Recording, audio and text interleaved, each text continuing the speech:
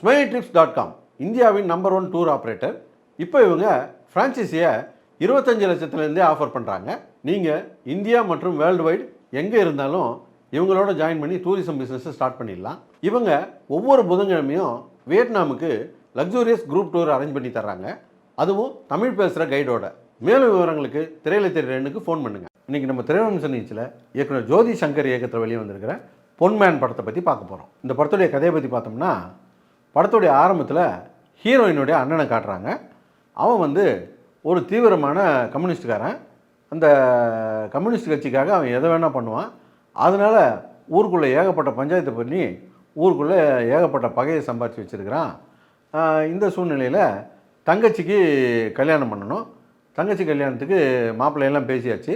25 பவுன் போடுறதா பேச்சு. 25 பவுனை அந்த தேதிக்குள்ளே தேற்ற முடியாதனால கையை பசிக்கிட்டு உட்காந்துருக்காரு. அந்த டைமில் அவருடைய நண்பர் ஒரு ஐடியா கொடுக்குறாரு. ஒருத்தன் இருக்கான், அவன் நகையை கடனாக கொடுப்பான். காலையில் கல்யாணத்தன்னைக்கு கொடுத்தான்னா சாயந்தரம் அவன்கிட்ட திருப்பி கொடுத்துடணும் அப்படின்றாங்க. அதே போல் வர வைக்கிறாங்க. அது யாருன்னா ஹீரோ பசில் ஜோசப் தான் வர வைக்கிறாங்க. பசில் ஜோசப்பு அவருடைய கண்டிஷன்லாம் சொல்கிறாரு. காலையில் கொடுப்பேன், சாயந்தரம் ஒரு 7-8 மணிக்கெல்லாம் என் கையில் கொடுத்துடணும் அப்படின்னு சொல்லிட்டு கண்டிஷன் போட்டு கொடுக்குறாரு. இப்போ கல்யாணமும் நடந்து முடிஞ்சிச்சு. சாயந்தரம் 7-8 மணி ஆயிடுச்சு.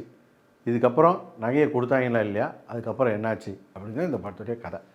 சமீபத்தில் பார்த்த மலையாள படங்கள்லேயே எந்த ஒரு லாஜிக்கும் இல்லாத ஒரு மொக்க படம்னா அது இதை தான் சொல்லணும். என்ன காரணம் அப்படின்னு சொன்னால், ஒரு கல்யாணம் நடக்குது. அந்த கல்யாண வீட்டில் 3 பேர் தான் இருக்காங்க. அண்ணன், தங்கச்சி, அம்மா. இந்த 3 பேர்கிட்ட கொண்டு நகையை ஹீரோ ஒப்படைக்கிறாரு. அந்த நகையை இவங்க திருப்பி கொடுக்கல. திருப்பி கொடுக்கலன்னா இந்த 3 பேர்கிட்ட தானே கேட்கணும். அவங்க 3 பேரும் கையை காட்டிட்டு போயிடுறாங்க. அதுக்கு எங்களுக்கு பொறுப்பு இல்லைன்ற மாதிரி போயிடுறாங்க. இவர் இந்த 3 பேரை தானே போட்டு அனுப்பி வாங்கணும். அதை விட்டுவிட்டு கல்யாண மாப்பிள்ளை கிட்ட போய் வம்பிழுத்துக்கிட்டு இருக்காரு. இது எங்கேயாவது ஒரு லாஜிக் இருக்குதா? இப்படி தான் இந்த கதை ஆரம்பிக்குது. அதுக்கப்புறம் கதையில் நம்மளால் ஒன்றி பார்க்கவே முடியல.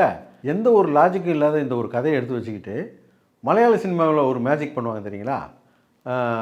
வழக்கமாக ஒரு கதைன்னா அதுக்கான ஒரு ஜியாகிரஃபி பிடிப்பாங்க, அதுக்கான ஒரு லொக்கேஷனை காட்டுவாங்க, வித்தியாசமான ஊர்களை காட்டுவாங்க. இந்த படத்தில் அந்த கொல்லம் பகுதியை காட்டியிருக்காங்க. அந்த ஊர் வட்டார வழக்கு அதெல்லாம் வச்சு தான் இந்த படத்தை பண்ணியிருக்கிறாங்க. அது அப்புறம் அடுத்து என்னன்னு ஒரு ஒன்றும் இல்லாத சீனை கூட பார்க்க வைப்பாங்க. அது அப்புறம் கொஞ்சம் உண்மைக்கு நெருக்கமாக படம் பண்ணுறது. இந்த விஷயங்கள்லாம் தான் நம்மளை படத்தை பார்க்க வச்சுது. அது கூட ஒரு கட்டத்துக்கு மேலே நம்மளை சலிக்க வச்சிருச்சு.